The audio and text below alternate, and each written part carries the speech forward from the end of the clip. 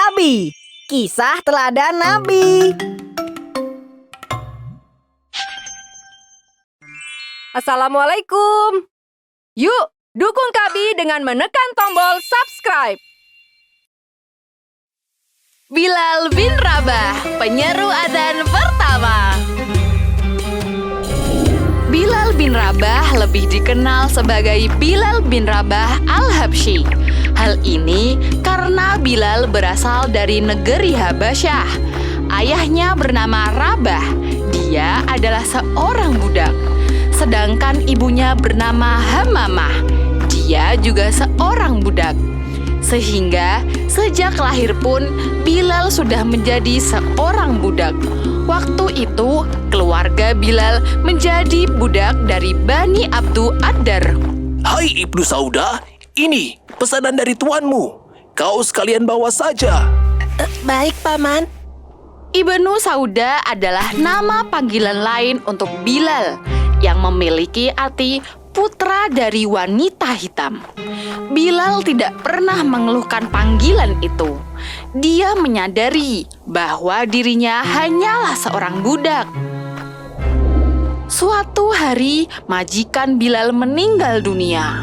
Sesuai dengan tradisi, maka Bilal pun diwariskan kepada Umayyah bin Khalaf. Mulai saat ini, kamu adalah budak milikku. Patuhi semua perintahku. Dia merupakan tokoh penting di kota Mekah, memiliki sifat yang keras dan pemarah. Peristiwa besar terjadi di kota Mekah. Allah mengangkat seorang nabi sebagai utusannya. Dia adalah Nabi Muhammad, nabi sekaligus rasul yang bertugas untuk menyebarkan agama Islam ke seluruh penjuru dunia. Bilal termasuk dalam golongan orang-orang yang pertama kali masuk Islam. Meskipun dia seorang budak, namun dia memiliki keteguhan iman yang sangat tinggi. Fakta tentang Bilal yang memeluk agama Islam pun diketahui oleh tuannya. Dia pun mendapatkan teguran yang sangat keras. Apalagi tuannya itu termasuk dalam golongan pemimpin yang menentang Rasulullah. Tinggalkan Islam sekarang juga. Jika tidak, aku akan memberikan hukuman yang sangat berat untukmu. Seorang budak tidak seharusnya menantang perintah tuannya. Namun, iman Bilal sama sekali tidak goyah. Meskipun mendapatkan perlakuan kasar dari majikannya dan orang-orang Quraisy lainnya, Bilal tetap menjalankan semua ajaran dari Rasulullah. Patuhlah pada Tuan Umayyah. Jika tidak, nyawamu bisa dalam bahaya. Tidak, aku tidak akan pernah meninggalkan nabiku. Bilal terus-menerus melawan majikannya.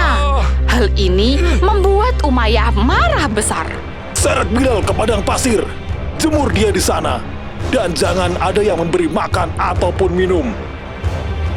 Kedua tangan Bilal diikat dan dia juga dipaksa untuk duduk di atas pasir yang begitu panas. Ketika panasnya padang pasir tidak bisa meruntuhkan iman Bilal, Umayyah mencari cara lain untuk menghukum budaknya itu. Bilal diminta berbaring, kemudian diletakkan sebuah batu besar di atas dadanya. Tubuh kurus Bilal tidak mampu menahan beban seberat itu. Namun, dia terus menyebut nama Allah. Ahad, Ahad, Ahad, Ahad. Umayyah ingin menjadikan Bilal sebagai contoh bagi siapa saja yang berani mengikuti ajaran Islam. Barang siapa yang berani menentang, dia akan berakhir seperti Bilal. Ikutilah aku memuji Lata dan Uzza, maka aku akan mengampunimu. Lidahku tidak bisa mengatakannya. Mendengar jawaban dari Bilal ini, Umayyah semakin marah.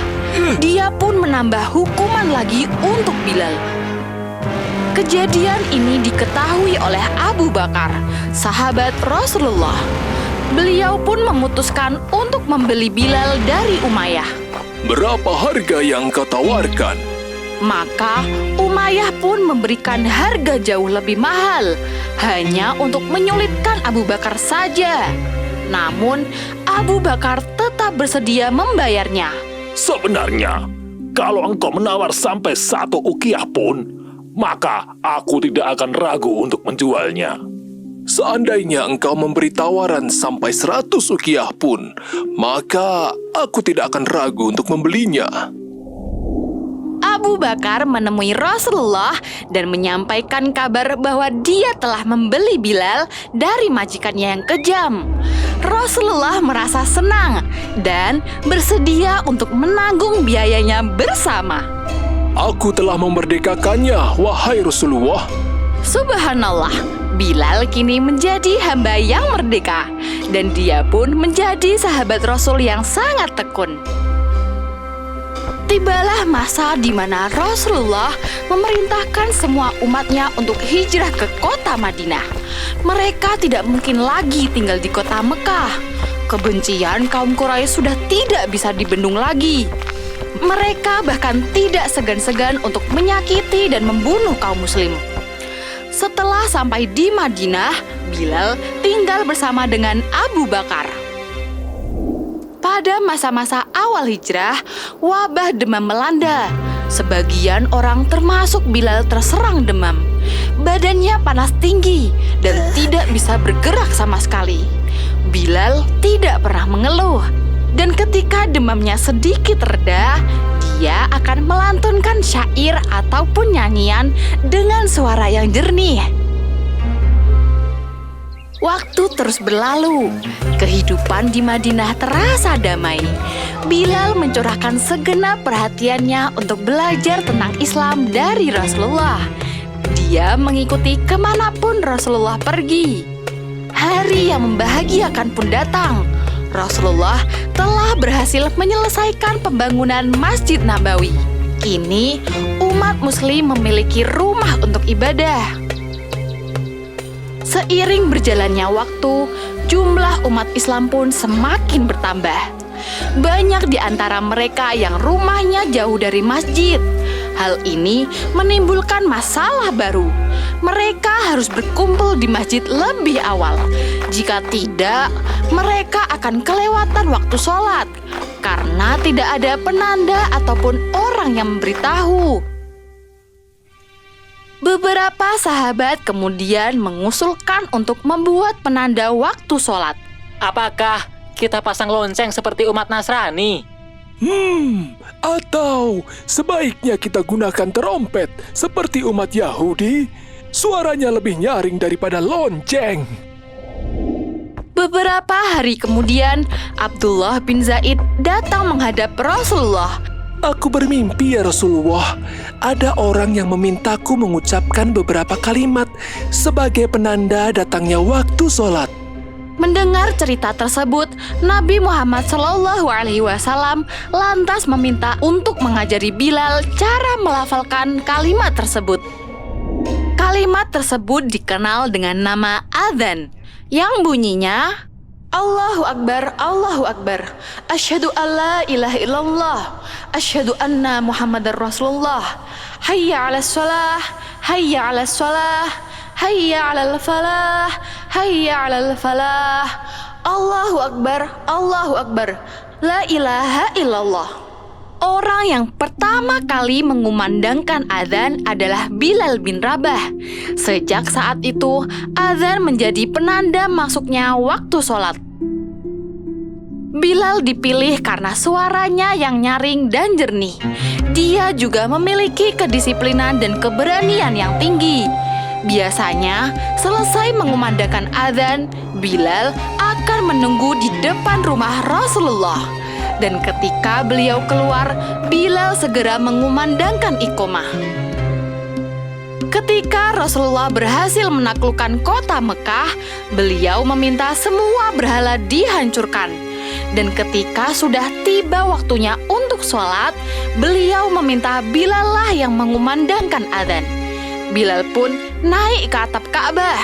Suara Bilal yang sangat nyaring dan jernih terdengar ke seluruh penjuru kota Mekah. suara yang sangat merdu dari sahabat yang dulunya seorang budak. Setelah Rasulullah wafat, setiap kali mengumandangkan adzan, suaranya selalu terhenti di kalimat Asyhadu anna Muhammadar Rasulullah. Kemudian dia akan menangis terseduh-seduh karena teringat pada Rasulullah. Bilal kemudian meminta kepada Abu Bakar agar diizinkan untuk tidak lagi mengumandangkan adzan. Kemudian dia meminta izin untuk pindah dari kota Madinah. Bilal tinggal di sebuah daerah di negeri Syam. Bilal benar-benar tidak mau mengumandangkan adzan hingga kedatangan Umar bin Khattab ke wilayah itu. Sejumlah sahabat mendesak Bilal untuk mengumandangkan adzan di hadapan Umar. Ketika suara Bilal yang nyaring itu kembali terdengar, Umar dan para sahabat lain tidak sanggup menahan tangisnya. Mereka teringat pada semua kenangan bersama Rasulullah. Subhanallah, begitu indah kisah sahabat Bilal ini.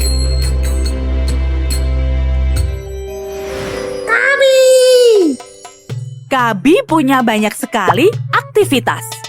Mendengarkan kisah 25 nabi dan para sahabat lewat interaktif book, membaca kisah inspirasi muslim lainnya lewat picture book, dan juga belajar sambil bermain. Belajar mengenal huruf hijaiyah. Alif, ba, ta, sa.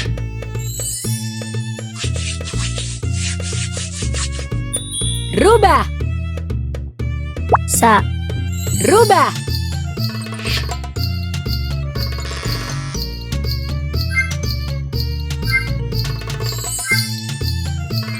Sa. Kabi memang hebat. Satu aplikasi untuk semua aktivitas. Yuk download aplikasinya di Google Play Store atau App Store.